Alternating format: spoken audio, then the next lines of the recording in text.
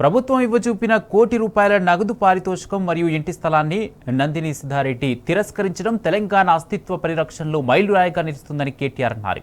తెలంగాణ కోసం ₹1 ప్లాట్ను తిరస్కరించిన సిద్ధారెడ్డి నిర్ణయంపై కేటీఆర్ ప్రశంసలు కురిపించారు.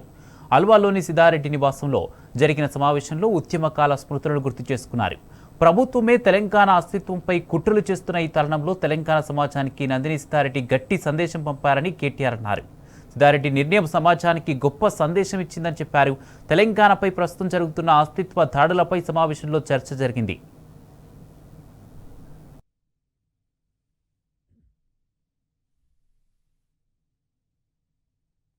ప్రజలు మరింత జాగ్రత్తగా ఉండి తమ హక్కులను రక్షించుకోవాల్సిన అవసరం ఉందని, తెలంగాణ సమాజం మరోసారి ఐక్యంగా పోరాడాల్సిన పరిస్థితులు ఏర్పడ్డాయన్నారు కేటీఆర్. తెలంగాణ సాంస్కృతిక వారసత్వాన్ని కాపాడంలో కవులు, కళాకారులు ఎప్పుడూ ముందుంటారని గుర్తు చేశారు. సిద్ధారెడ్డి కుటుంబ సభ్యులతో మాట్లాడిన కేటీఆర్ వారి యోగక్షేమాలను తెలుసుకున్నారు. సిద్ధారెడ్డి రాసిన కొత్త పుస్తకాలను కేటీఆర్కు అందజేశారు. ఈ సమావేశంలో ఎమ్మెల్యే మర్రి రాజశేఖర్ రెడ్డి, ఎమ్మెల్సీ దేశపతి శ్రీనివాస్, బీఆర్ఎస్ నాయకులు బాల్కా సుమన్, దేవి ప్రసాద్, దాసోజు శ్రవణ్ పాల్గొన్నారు.